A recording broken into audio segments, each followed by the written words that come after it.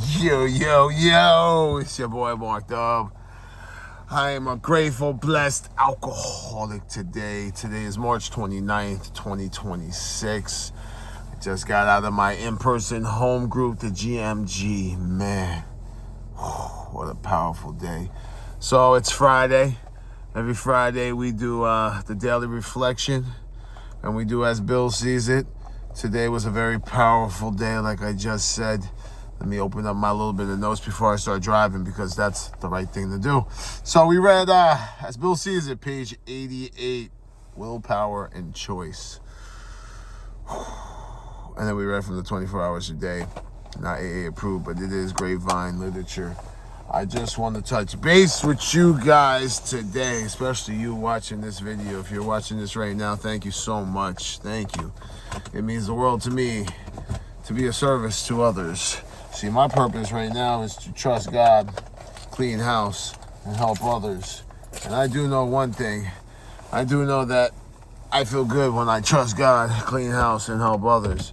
I also know that without the Greenwich Men's Group, in my opinion, the best men's group on the face of the earth, and I've been to quite a few, but that's just my opinion, right? And opinions are like, you know what? But mine is for me. And the greatest thing about this program is, as long as you do the work, the program will work for you. Let me repeat that. As long as you do the work, the program will work for you. There's no set way of doing this, but there is a way of doing it. That's the 12 steps. It's a simple program, but me, and I only speak for myself as an alcoholic addict, I do things ass backwards. And when I do things ass backwards, I make simple things very difficult.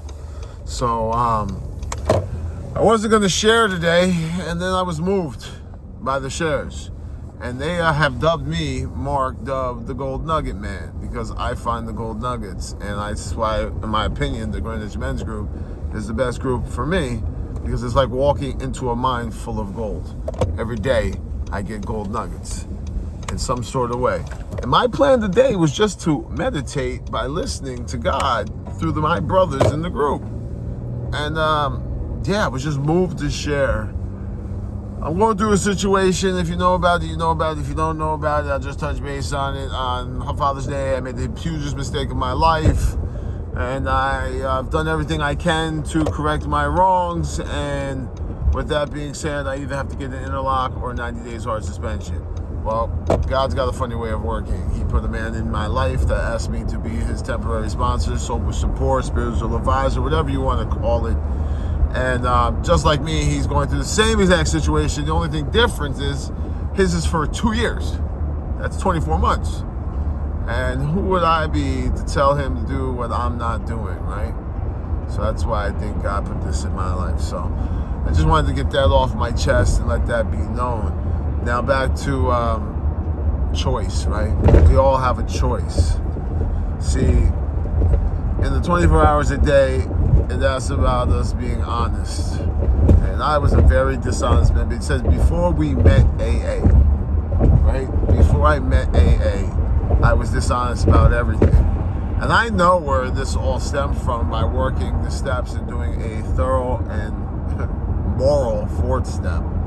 My deep-seated resentment towards my father and the false expectations I had was the planted evilness, I'll call it, that made me so dishonest. I was so dishonest with my family, my spouse, my jobs, but most importantly, I shouldn't even say most importantly, to me, I was so dishonest with myself.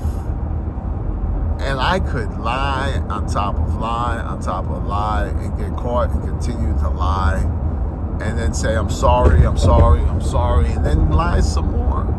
Because that's just who I was. Key word, was. See, and I said this in the meeting, and I've said it quite a few times the last few days. I'm not a bad man trying to become good. I'm a sick man with this alcoholic disease. And I'm not trying to be sick, I'm trying to get well. So I'm not a bad man trying to become good, I'm a sick man trying to become well. Now, every day I go to sleep sober, treated. Every day I wake up untreated, a raging alcoholic. And I have to do certain non-negotiable things in order to start my day off right. Now, I start my day with a meeting and I end my day with a meeting, depending on how you look at my day. But every day, I start my day with a meeting and I end my day with a meeting. Now, for you, if you're going to work and you're a daytime worker, you're getting up, you're going to work. Me, I'm leaving my meeting, I'm going home, I'm going to retire, and I'll do my nightly inventory as I retire, right? But I go to the Brendan's Men's meeting every morning, which would be the end of my night, depending on how you look at it. And I end my day every day with Midnight, an online Zoom meeting with one of the best, in my opinion, again, fellowships. Midnight's got a lot of history, Midnight Madness, but it's one of my favorite online groups. I'll even go as far as to say it's one of my online home, it's my only co-ed online home group, right? I'll say that. And I left work, and as I was driving to go to my in-person meeting, I was still in the parking lot of Midnight. And what I've learned and I've kind of implemented, and I'm not taking credit for this at all, and this is all God's will, God, because thy will, not mine, be done. They read Upon Awakening. And I started that when I was on vacation because I just was told to read Upon Awakening. So I said, let me read it in the group. And as I got in my car, they read Upon Awakening, but they left out the last part where it says, action plus more action is necessary. I paraphrased it. I don't know it by heart yet, but I'm learning it. And it says, faith without works is dead, right? But the part about action and more action is required. See, I've learned not to talk it, because I've done that my whole life. I'm going to do this, I'm going to do that, watch him, I'm going to do this, I'm going to do that. And I didn't do any of it, right? I would just lie. Now, I just do it, and if you're watching it, you're seeing it happen, you're like, wow, this guy's got something. I don't got nothing. I got God. That's what I got. God's got me. After you, God, is one of my favorite lines. After you, God, God's got me. Let go and let God. That cliche I heard early in sobriety, right? Well, these things are what I truly believe in now. And I use that analogy of the hefty trash bag. I take all my problems, all my everythings, and throw them in this hefty bag, and I tie them up and I give them to God. And now I gotta learn not to take it back. And I use the analogy of the trash bag, because if I put all my trash in this bag and I bring it out to the curb and the trash man takes it and then he brings it back, I'm gonna be pissed. So why do I keep trying to take it back from God? See, I have a choice. And I know my willpower does not work. And I really think, and I truly believe this, that God gave me free will to see if I would give my will back to him. Thy will, not mine, be done. Now, when I give it up to God, my higher power, which I choose to call God, of my understanding, and it says, God, as we understood, right? Bill Wilson wrote, why don't you try your own conception of God? In Bill's story, right? That's what he was asked. So that could be the great outdoors, the group of drunks, good orderly direction, the gift of desperation. For me, it's gratitude over trauma, right? I'm always back to this gratitude, man. Gratitude is an action. More action is required.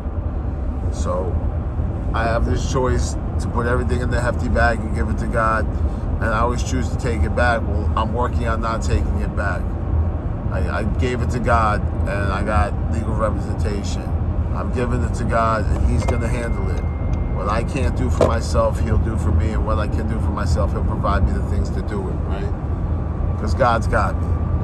Now, I know if you jump into this, you're going to be like, oh, this guy's just talking about God. For a very long time, I disliked God.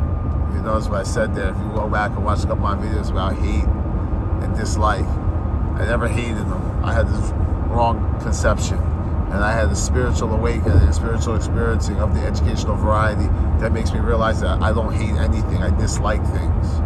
Well, I disliked God for so long, but God never disliked me. He never stopped loving me unconditionally. Unconditionally. You know why I love dogs? Because dogs love you unconditionally. I used to joke around and say, let me lock you and my dog in the trunk for an hour. And when I open the trunk, let's see who's wagging their tail ready to lick my face, and let's see who's ready to kill me. You see, unconditional love. Love, oh, I gotta read this. This was said in the room today. This is powerful to me too. And I'm gonna be very careful by reading this because I gotta read it right. And I'm gonna tell you, boy, this one really hit me hard. So there's a man in my group who said, love is honesty. Everything else is bullshit. Honesty. Love is honesty. And unconditional love is one of the greatest gifts. See, love conquers all. Love conquers all. So the opposite of love has to be hate. So if love is my God, hate is my devil. And boy, did the devil run me. I used to love chaos. I used to love drama because I didn't know what real love was. See, I go back to that. This always stuck with me. The opposite of right cannot be wrong if the opposite of right is left. Let me restate that. The opposite of right is not wrong. The opposite of right is left because the opposite of left is right. So if you were left back, never taught right, you would be wrong. Man, that's a powerful one to this alcoholic right here. Because I was taught wrong, and I was taught that I didn't learn right. I had these problems, dyslexic, ADHD, ADD, whatever you want to call it, hypertensive disorder, whatever it is. I had these problems. But then I realized how I learned. And what I really, really love about AA, and I don't want to put people off, but for me, it's suggested for all newcomers to do a 90 and 90. Find yourself a sponsor, a home group. For me, 90 days breaks old habits and forms new habits. And I'm on my fourth 90 and 90. Now don't discourage you. You don't have to do this. This is just what works for me. So I did my 90 days and I found an in-person home group. I found an online home group. I found an in-person sponsor that I see 6 days a week because I know he's going to be at the meetings. Right? Then I did a 90 and 90 on gratitude and literature because I got to be in the book, but I had to learn gratitude is an action. Gratitude is a muscle. The more I use it, the stronger it becomes. Then I did a 90 and 90 on meditation and literature. And I took the chair position for meditation because I figured that would help me learn meditation more. I can't meditate. Well, let me restate that. I couldn't meditate. I didn't know how to meditate. But then I learned there's different forms of meditation. Meditation is not making your mind empty. For me, it's not making your mind empty. I used to say my best meditation came when I was sleeping because I wouldn't be thinking. No, meditating is listening to my higher power. It's conscious contact with my God. And I get that several different ways. When I light a candle and I look at the candle and I stare at it for a good 5 to 10 minutes, my thoughts, they drift away. And I hear my higher power. I hear him talking to me. And I used to think it was my ego. No. It's my higher power when I make conscious contact. Now, some days it comes quick, sometimes it doesn't. I also love sound baths because when I put some earbuds in and I hear the music and the bells and the chimes, I feel relaxed. A lot of times I fall asleep. Yeah, I do. Not going to lie to you. But I hear that conscious contact. And then my favorite form, and the reason why I wasn't going to speak today in the meeting is I just want to hear God through you. I want to hear God through the members, through the fellowships, the fellows and the fellettes, the people of AA. And I sit there every time I hear something I need to hear because God is speaking to me and I am listening by meditating. So that was my third 90 and 90. Right now, I'm doing a 90 and 90 on literature and traditions. Now, let me make this straight. When I did my first 90 and 90, I did 90 different meetings, right? It was easy because of Zoom, but I always made my home group. Always made that. 90 days I did Greenwich Men's Group. But I also incorporated other meetings. When I did my meditation, Monday, I always did Monday meditation.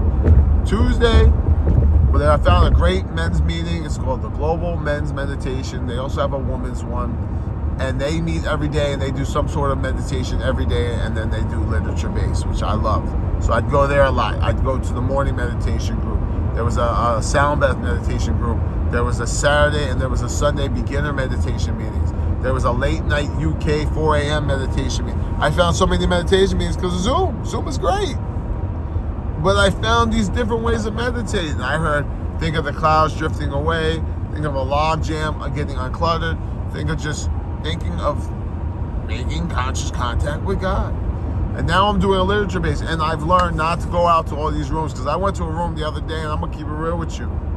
I was disturbed. Not gonna get into it because I don't want to discourage anybody, but that was not a meeting for me. Then I realized I don't need to do 90 different meetings for the traditions. I got a great meeting that meets Tuesdays, and they do traditions called the Second Sandwich. They do traditions every Tuesday. My home group, the last Thursday of the month, we do the tradition for that month. So it's the third month, it's March, we do tradition 3, the last Thursday. There's another 2 groups I go to that do traditions. And I found one on the Everything AA app, and I found the other one on Meeting Finder app. There's so many ways, we have so many benefits nowadays. And I don't need to do 90 different meetings. I know they're on these set days. The other days I go to my home group because that's always going to be literature based. I hear in Wednesday's speaker always in my group always refers to the solution. Not too many of them go through the war stories, the drunkalogs. They touch base on it a little bit, but we all have them. I don't need to hear them over and over again. I need to be in the solution. That works for me. And as I do these 90 days, I'm learning these traditions. And by the time I'm done with 90 days, I'll have a good understanding of the traditions. Just like I have a great understanding of meditation, a great understanding of gratitude, and I have a in-person home group. So these 90s and 90s work for me, and I'm going to continue doing them because I'm going to meetings regardless. Regardless, I'm going to meetings every day. Even in treatment, every time they had a meeting, an H&I, a speaker, whatever it was, I would go. 1, it got me to do something for an hour. 2, I got something out of there every single one. Even my worst meetings in treatment, if it was something I got nothing out of, I got something out of it. I don't want to be like that person. Some people would come in with these horrible stories. They'd be all over the place. And I'd be like, man, drugs made that person like that. I don't want to do drugs. Selfish, but that's what I did. It works for me. It works if you work it. It works when you work it. Roll up your sleeves and do the work. Keep coming back. You keep slipping up, don't worry. Just keep coming back. I get worried because people slip up, they go out. I can't control that. So, it keeps me sober to help you. But if you go out and you get drunk and you wrap your car around the tree, I'm going to be sad. I'm not going to drink. It's cold-hearted to hear people say it. They say all the time, go ahead, drink, better you than me. Right? But that's how I got to treat my sobriety. My sobriety, if I put anything before it, I'm going to lose it. But I also have to have balance. So I'm balancing everything out. Anyway, listen, I'm almost at 19 minutes. It went by quick. It's like, man, speaker engagements right here. These decompress me. They help me so much. I'm going to go home. I'm going to relax. I'm going to take a shower. Might jump on Road Dogs, maybe. Might jump on the Global Meditation, maybe. See how I feel. It's Sunday. My kids are home. Maybe I'll make some breakfast for them if they haven't eaten already. But it's Sunday. Sunday. Sun, get it? I'm a Sunday. So I'm going to relax today. I'm grateful I can go to work tonight, make a little overtime. So I'm going to do that. I'm going to take it late. I'm going to take it easy. Take it easy. First things first. And I'm going to do another video later about the No Matter What Club. Because no matter what, I'm not going to drink. No matter what. I'm a part of that club. But anyway, y'all, It's your boy Mark Dub. Grateful alcoholic. If nobody told you this today, let me be the first one to tell you I love you.